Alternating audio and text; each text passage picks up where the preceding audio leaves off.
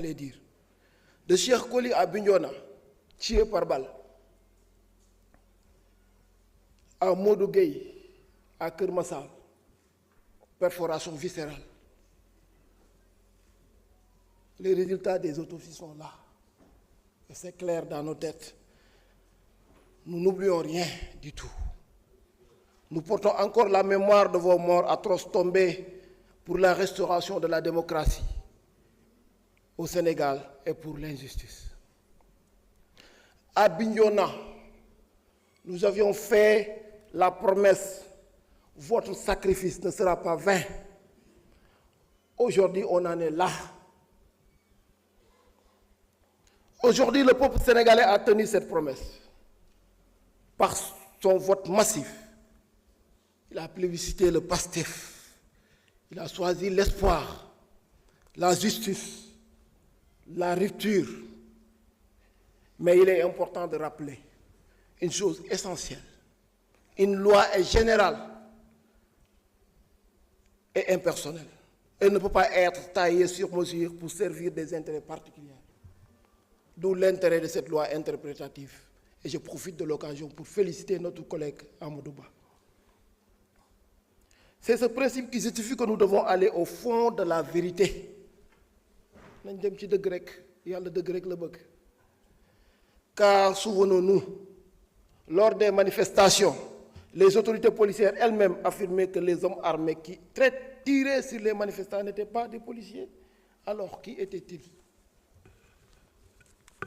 Nous avons le droit de poser ces questions-là. D'où venaient ces armes? Qui les a données? Parce que, à ce que je sache, ce sont des armes de guerre qui ne devraient jamais se retrouver entre les mains des civils. Oui, c'est des armes de guerre. Nous avons le devoir d'exiger des réponses, monsieur le ministre de la Justice. Pas par vengeance, mais par respect pour les morts, par respect pour la République. Et pour plus jamais cela ne se reproduise ici au Sénégal. Monsieur le ministre de la Justice, la balle, la vraie balle qui mérite d'être tirée est dans votre camp. Pour tirer au clair toute cette injustice, pour que la vérité puisse triompher à jamais. Am na ñu fi agité wu boobu ba tey nag di tëb di dal damaa bëgg ñu jël famille victime yi ñu remplacer ko seen bopp ñu jël famille victime yi nga xam ne dañoo perte seeni doom ci deewin gu ñaaw ci perte gu ñaaw ñoom ñu jël ko ñu remplacer ko ci seeni doom remplacer ko seeni bopp ñu natt ko seen bopp ñu xel qu'est-ce que ça va donner. C'est atroce, c'est mal. Normalement waruñu foo nekk ku nekk di tëb di dal dañoo waroon jàll ci leneen. Cette loi vous l'avez votée, on est en train de l'interpréter pour l'éclaircir et c'est simple pour tout le monde. Allons vers l'essentiel. Monsieur le Président, ku fi tëbati naa la appel au règlement am na ñu fi jalgati ay règlement yu bare ci Assemblée nationale. Ramoto bee ngay gis ne yoral nañu juróom benn oto yoo xam ne moo ngi ko teg ci loxoom war na koo mën a delloo si fii ci biir assemblée bi te am na yeneen ak yeneen yoo xam ne waxaguñ ko doxaguñ ko parce que crime de sang yi la ñuy wax de mais crime économique yaa ngi fii tegu na tege. Il faudra qu'on aille vers ça une bonne fois pour toutes parce que sénégalais yi ñoo ngi ñuy xaar te dañ ñoo yàkkamti donc maa ngi leen di gërëm di leen sant bu baax jërëjëf. jërëjëf soxna Ami Ndiaye mën nga ñëw jël kàddu Marie Angélique Mame Selbé Diouf mën nga waajal.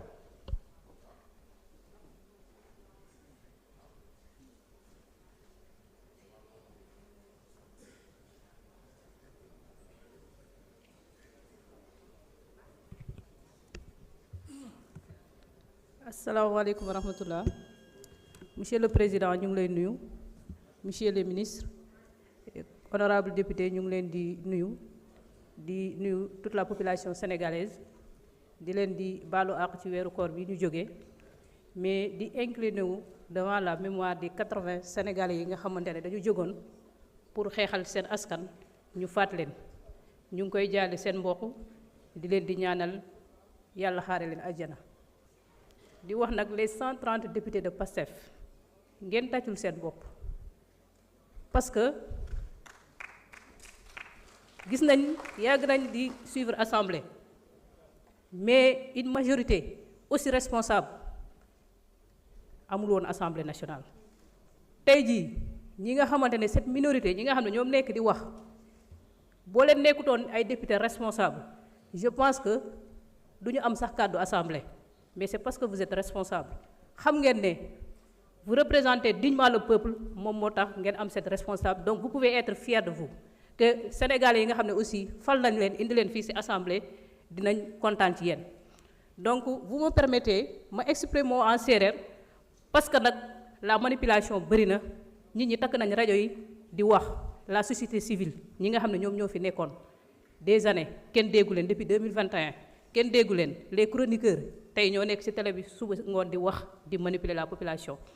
donc may wax o fogole séeréer laye xaye ke andoona yee ten ɓisiidu in mene refee loi ngas na andoona yee ka voter el refee loi ngas loi amnistie na andoona yee mene mars 2024 tena voter e mene à l'Assemblée nationale to ke waral una 2024 2021 bo xaye Sénégal ay xay inoox a ñoxorel pour nama mbi ka ba njeg leur liberté da njeg problème ka andoona yee we ñoxoran da mbarel yaa da detna bo ande la le président de la République Macky Sall a ɓisiid loi d'amnistie pour réconcilier les Sénégalais mais nag loi d'amnistie ka jeg ka andoona yee a warano waago couvrir te jeg ka andoona yee waagirano couvrir les crimes de sang parce que koy o kiin oxu andoona yee rima o ɓeef te fatel a warel no ka andoona yee refee a ɗat o geenoox lay waasanikiino xaaga foogaam me yiif ten jaɓeerun yiif jaɓee kaaga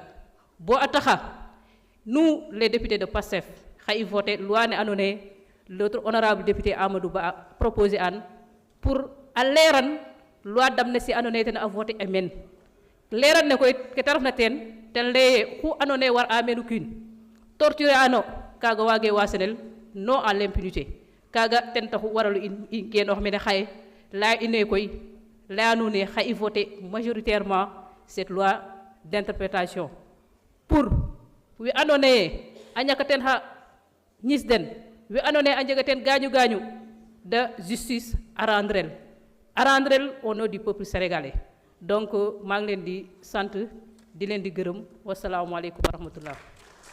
jërëjëf merci beaucoup honorable Marie-Ange Mame Selbé Diouf, vous avez la parole. Omar Sy se prépare.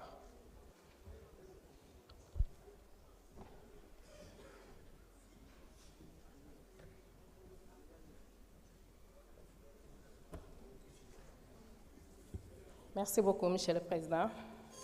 maa ngi lay nuyu.